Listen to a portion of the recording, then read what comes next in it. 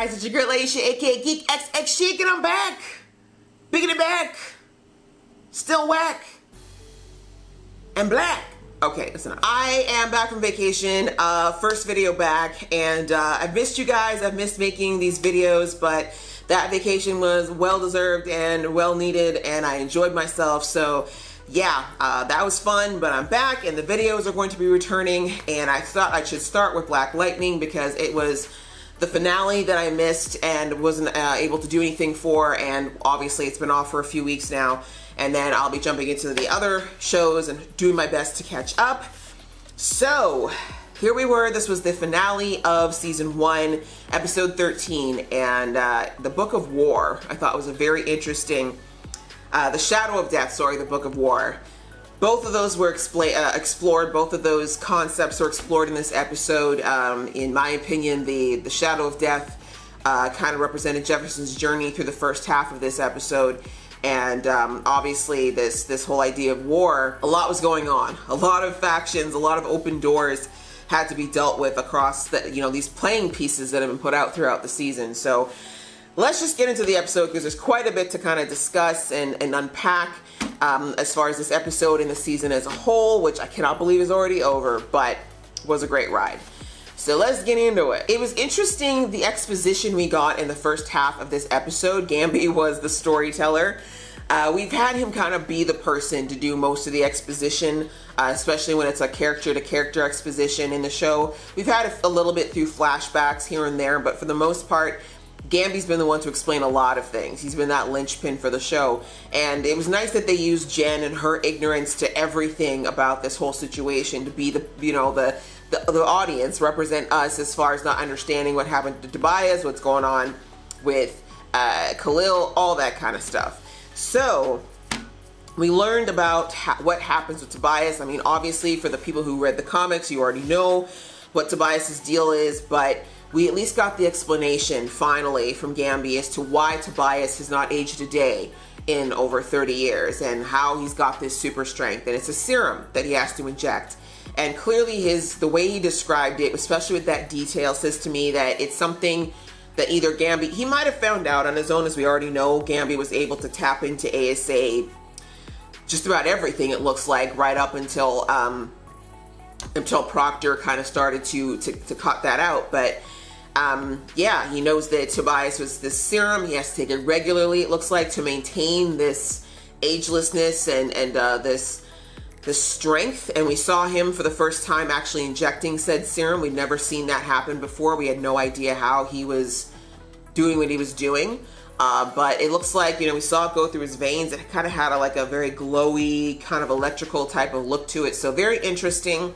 My guess is this was also whatever serum he's taking was developed by the ASA, and this is probably something that was developed God knows for what, so let's be honest. And it looks like Lady Eve might have been the one who decided to give it to Tobias all those years ago.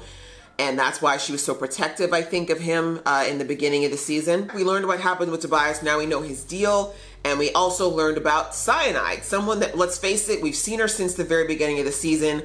The most lines she's ever had have been in the last 2 episodes. Like, I didn't even know she could talk in the first half of the show.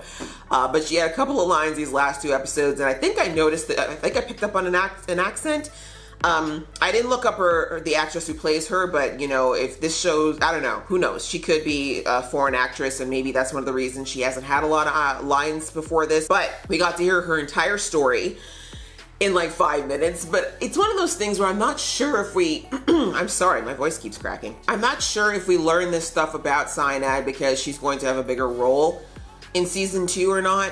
Or if it's just a matter of them just feeling like they really should explain why she's there and how she ended up where she is. But knowing this show, it's been very strategic and very purposeful in everything that it's done thus far. So I don't think it's a throwaway that we learn that she was sadly, oh my God, horrible origin story for her, being abandoned at birth and almost at the brink of death, and then having like this history of abuse until Tobias came along and basically plied her with kindness, only to turn around and basically turn her into a slave for no, really there's no other way to put it, let's face it. I mean, he put her through this procedure to get, what did they say, carbon fiber, sorry, body armor put under her skin. So the thing that came through my mind when I heard that is it reminded me of if you saw X-Men 2. Yeah, I think X-Men 2, you probably remember that they, you know, Logan having that flashback of having the adamantium put on his bones and how ridiculously painful that was. And oh man, considering how great Logan was, if they'd had like the people who did Logan have done like the flashbacks to that, imagine how much cooler that effect would have been. But I digress. That's a completely different comic, different movie. But anyway, a lot of pain, and as Gamby put it, if she wasn't already crazy from being trained to be an assassin by Tobias, that procedure, which must have been absolutely, like, I can't even think of the pain level that would have endured for her. Yeah, that made her snap. She is completely nuts. So it's good to know that she is crazy. Not good to know, but at least we can understand more about why she, you know, kills the way she does. But it also makes her very dangerous, because someone who has that level of psychosis is typically not someone you can turn for the better, and also someone who usually has to be taken out. Like, there's really no other way to deal with them. And then finally we learned about what the heck was going on with Khalil's gauntlets. Like, when they first showed him in the last episode walking through the school doing all the shots, I was like, what is he doing? Like, we saw the exoskeleton. I expected super strength. You know, but I didn't know what was going on with the darts. But now we know it is a result of the liquid metal. I didn't even realize it was liquid in the exoskeleton that he was given. And basically, they decided, instead of just, I don't know, daily having him drain, I guess, this toxin, they found a way to weaponize it. And so that is why he has it. They haven't explained if it's deadly doses that he shoots or if it's just enough to hurt them. But we got the names. We got Painkiller. So a lot of you in my comments in the previous episode's video mentioned that you thought that that's who Khalil was going to turn out to be. Kudos to you. And you also called Tattoo Man with Lala, who we're going to get to in a bit. But yeah, so we got all that exposition. We have answers finally to what is Khalil, what's going on with him, what's going on with cyanide. So those are questions I think that have always just kind of been in the air. Were they at the forefront of my mind personally? Not so much, but it's good to know. And yeah, I like that we got that exposition, and it was done in a way that made sense, because sometimes when shows try to explain this stuff, it just feels weird or comes out of nowhere. But the show's been so good about integrating this kind of knowledge in a way that doesn't feel jarring or like they're sitting there and having us have story time at a weird time. Now on to kind of the stuff that happened in the first half of the episode with the family Pierce. This episode was very centric around the Pierce family, which it always is, but I like that it was much more on the relationships and the dynamics of the family, which was something that was really nice to see. We finally got to see more about Jeff's father. Like, we've heard about him. We know that it's just kind of this hero worship that Jeff's got going on for his father, but outside of knowing that he was murdered, we didn't know much about him. So it was really nice to get the flashbacks with Jefferson while he was kind of dancing with the idea of letting go of this life. And we finally got a chance to see what, you know, Papa Jefferson was all about. And we see a lot of why Jefferson is the way he is, based on this man who walked with his head up straight, his shoulders back, and did his best to raise this boy who was going to be about his brains and about his talents, and not just be about the life that was presented to him in Freeland at that time.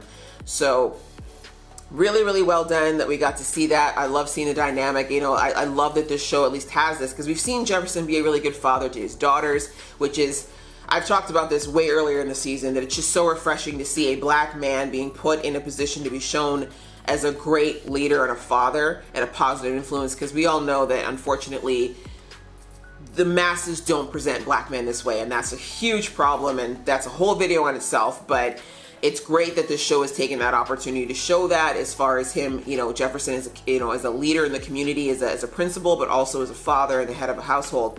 But seeing again that it's generational, that he learned that from his father being an attentive, loving, interactive father.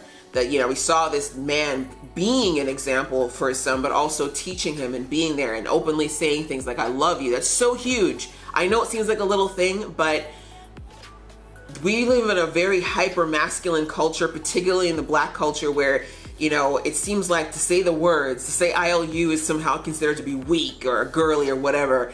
So to have a father, a black male father, looking his son and saying I love you openly, and showing him that it's okay to express these vulnerable, soft, and beautiful, like, but I say soft but strong emotions, is such an important part of being a well-rounded man.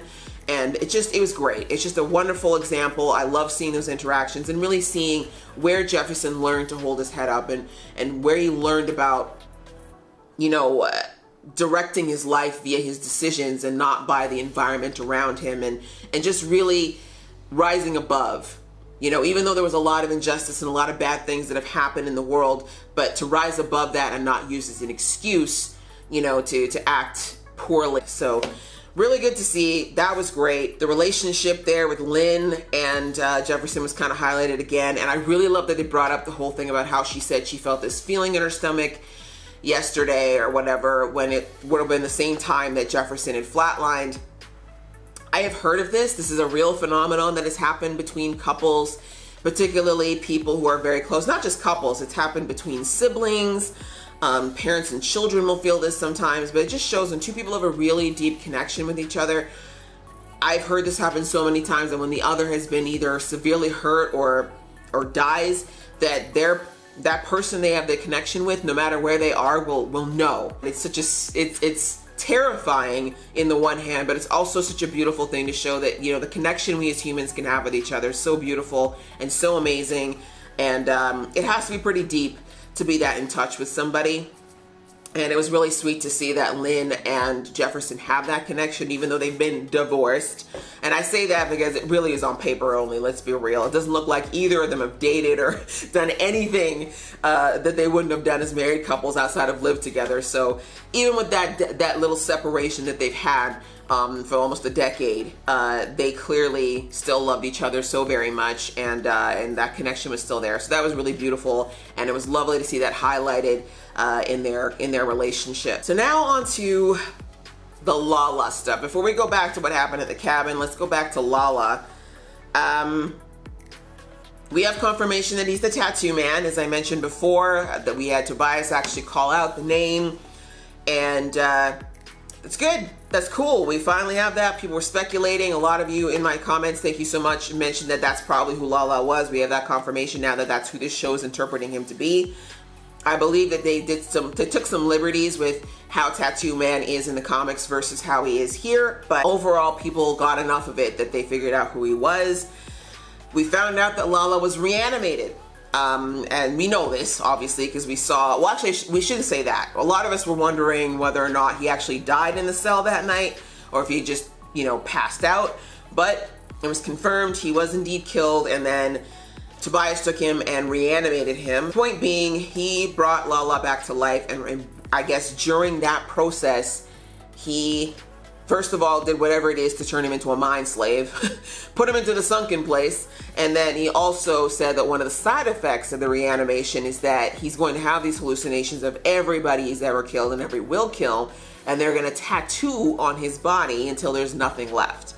And that part, I believe, is right out of the comics, as far as everybody a Tattoo Man kills becomes a tattoo on his body. I don't know whether or not he still has the visions of them and the psychological connection, but those parts will be shared. So terrible fate. And as I said, you know, I'm only a little sad for Lala. I mean, the man did kill a woman. You know, he killed LaWanda in cold blood. He killed his cousin in cold blood. Like, he did a lot of really terrible things. You know, he was selling drugs to kids. Like, he wasn't a good man. But to be a mind slave to someone in the way he is to Tobias, and to know that his whole life going forward is going to be being tortured. Because what's worse is that, like, now knowing what will happen to him, you'd think, like, Lala probably would choose from this point forward to never kill anybody by himself. Like, he'd probably like, I'm never going to kill someone ever again, because having the people I have killed torment me is enough. But now he's a foot soldier for Tobias, and Tobias is straight up sending him out to murk people. This is going to be like him slowly going insane for the rest of his life, which could be forever, because depending on how this reanimation works, he could potentially be brought back over and over and over. Right? So it's a terrible situation. It's really, really kind of the worst punishment ever. And like I said, I feel slightly bad for him because that is pretty extreme, but at the same time, you know, homie could have made different decisions and not even been in a position to go through this, right? So much like Gambi brought out with Khalil, there was a choice made, and they gotta live with the decision. You know, the consequences of your decision is something you have to live with. So interesting to see how well that's gonna go, though we're not sure if Lala is still alive like the fact that they made the brother swallow an explosive, like that is cold, Tobias. My guess is that Lala is going to come back. I think we're going to see him again in season 2. I think the whole idea behind Lala is that he's sort of kind of hard to kill. There's probably a way to like forever kill him, probably Highlander type way. You got to just cut his head off or something. I have a feeling that he is not the only, I think, you know, the 2 agents that were in the room with him probably died. I feel like Lala is going to come back somehow.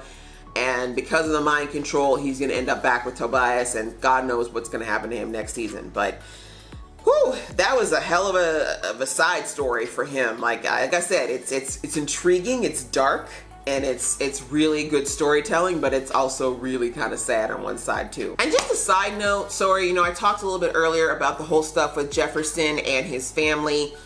One thing I'm noticing is a complete lack of Jefferson's mother. Now, again, I don't know if in the comments it addresses what happened to Jefferson's mom, but I noticed that when Jefferson was coming down the stairs after his long speech with his father about, you know, well, we'll get into that in a minute, but there was pictures on the wall what looked like, you know, potentially Jefferson's mom, Jefferson, and his father.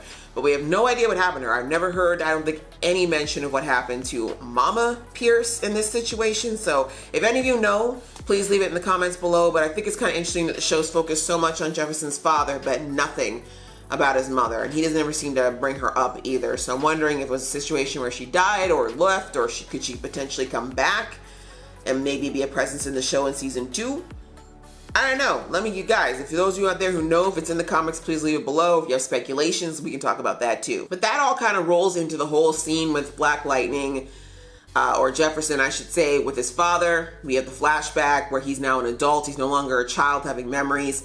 He's in his old house. It's all in black and white like his memories were, but his dad's there, but Jefferson's now a grown man, the man he is today. So right there, we're seeing a moment of, you know, Jefferson potentially looking at crossing that line into death, and his dad who's already there, and him having the chance to say the things he's always wanted to say. You know, primarily that he's carried around the guilt about his father's death, and that he hid under the bed and didn't say anything and didn't do anything to save his dad. But, you know, as his father said, his ghost dad said, you know, there was nothing he could have done. Like, the best thing he could have done for him is stay safe and stay alive, because that's all that a father wants, you know, for his child, is to be safe and to be okay. So Jefferson at least got to get that off his conscience, which clearly has been bothering him, and also wondering whether or not the path that he's taken as Black Lightning is something his father would be proud of, because we saw in the flashbacks that his dad was never about using violence necessarily to solve anything, but Jefferson's used a lot, especially in his first stint as Black Lightning. So kind of just expressing that fear that he has, that the life that he's led and that he's chosen may be one that his father would have been disapproving of. But I love the line that his father said, where it is like, everything you do, the fights you decide to take, or decisions you make in your life, in the end, you're the one who has to decide whether or not it was worth it, and nobody else can tell you that. So I love that line, and it's so true to life. But I really, that whole scene really much, it reminded, maybe it's because I watched Avengers and I saw Black Lightning like 1,000 times, and it reminded me so much of that scene in Black Panther. If you haven't seen it yet, spoiler alert. I don't know if you haven't seen it yet, you are the last person on earth. There's a scene in Black Panther where he takes the heart-shaped herb thing, you remember, and he lays down, then he goes to the valley of his ancestors, and he's able to talk to his father, who is, you know, who at that point had been dead for some time. But they get to have that conversation, and you know, he gets to say his apologies or whatever, but he also gets to decide whether or not he wants to go back, you know, to go with them, join them in the ancestors, or to go back to his life of the living. So it just reminded me, that whole imagery of being able to talk to these past people in your life and then making a decision of whether or not you want to stay in this place or move on. Very Black Panther-esque to me. So all of that kind of culminated into the final battle. I thought it was really cool to see the Pierce family join together, band together, because, you know, I have some thoughts about Anissa and her, you know, her over-enthusiasm to jump in the game. It was a bit annoying to me because once, I've said this many times about Anissa before, that she doesn't always think through what she wants to do. Like, her heart is in the right place, absolutely. Her intent is in the right place, but she doesn't really look at the big picture. You know, that Gambi sat there and had to tell her when she was all like, I'm gonna go out there and I'm gonna take out all these agents. And Gambi says to her, girl, they know your ability now. They're going to have a weapon that's specifically meant to neutralize you. And she's all like, I don't care. And he's like, okay, well, yeah, once they neutralize you, they're gonna come in and kill your family. How about that? And then she finally was like, oh, yeah, maybe I shouldn't. Like, I get it, but, and this is not like a child, you know, she's 20 something years old. And, you know, this is not her first, like, rodeo with bad guys at this point either. So I kind of hope in season 2 we'll see more of Anissa still having the enthusiasm, but just putting a little more thought behind it, you know, and being a little less, I'm just going to run out there and thunderclap everybody. Other than that, it was great to see Pierce family get together, seeing Jen, you know, recharge her dad, you know, that whole, you know, generator versus battery thing was really cool. And, again, seeing her just kind of start to own it. We saw in this episode for the first time Jen truly owning her powers. You know, first with that guy that she shot right outside the door, then seeing her like she did the lasso. She did the lasso. That's crazy. And I thought it was interesting because we heard Gambi say that it took Jefferson 15 years beyond his first flare up of his powers, which would have been, I think, when he was 11 or 12, before he really accepted and really actualized his powers and was able to do these things. And we saw that he's still learning things, right? When Gambi was showing him how to use just the finger to you know, to shoot the lightning versus the full-on kind of body shock he'd do. So Jefferson is still kind of coming into them even now in his 40s, whereas here's Jen within like basically a few days of her, or weeks, I guess you could say, show-wise. She's gone from barely even knowing how to turn her powers on to being able to shoot out a lasso that probably took her father a few months to learn how to do, right? So she's going to excel very quickly, is my point.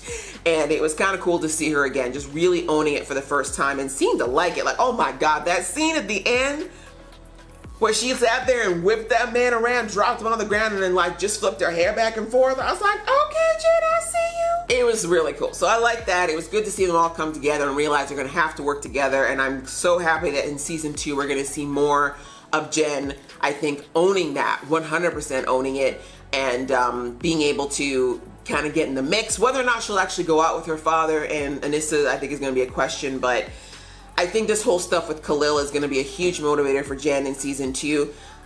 That whole thing, you know, where her and Gambi were talking and she kept trying to, you could see she was trying to defend Khalil and try to justify what he was doing. And, you know, we had Gambi say to like, no, Khalil made a choice. He's not the Khalil you know anymore. What he went through to become what he is, what he's actively doing, these are choices. So let go of the idea that he's just the little cutesy boy you've known your whole life. And she's not there yet. You can see in her face, she's not ready to accept that Khalil is this guy yet. So we'll see. I feel like a lot of her drive in the coming season is going to be around potentially trying to rescue Khalil from himself. And I think that'll just be really cool to finally see the three do some really sweet stuff next season.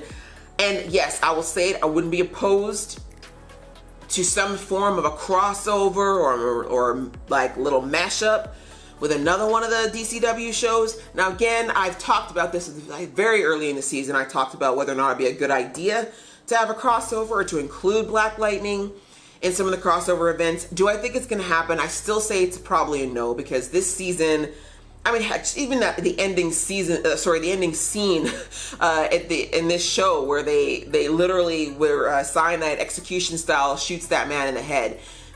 You will never see that on The Flash, right? That will never happen on The Flash. In Arrow, we see people get killed, but you rarely get to see the details of that killing. You don't get to see a lot of that blood. You know, even though it's dark, it's not to the level of darkness that Black Lightning is. So, of course, the big question would be, if there is a crossover, how far can they take it? They definitely would have to dial back a lot of what Black Lightning is to make it fit. But I don't know. I would live to see an interaction between, say, like, you know, Jen and Anissa and, say, like, Cisco. You know what I mean? I would love to see just girl talk at Jitters with Iris and Anissa and Mama, you know, Lynn, all just sitting there just gossiping about the crazy, you know, people in their lives. Like, I would just love that. I think that'd be so fun to see. And I feel like poor old Iris, you know, needs a little bit of, you know, black girl companionship. You know, she's stuck out there in Flash, you know, with the only other people she can kind of get down with from time to time being her daddy. But that's okay. Either way, something to look forward to potentially next year. Yeah, so that brings me kind of to the final point of the episode. The kids in the pods, the 4 viable samples from group 2 is what they refer to. Basically, it looks like Jefferson's batch of whatever this vaccine was one of the only ones that produced viable candidates for whatever the heck Proctor was trying to do. So now we've got these 4 test subjects who I feel like are going to be a thing in season 2. I don't think we go through all the time of bringing them up more than once in this episode and seeing them at the end. I feel like probably they're all going to survive. There could all be potentially metas we're going to see next season. And we heard Lynn say that she knew someone who'd be able to help them. She didn't say who.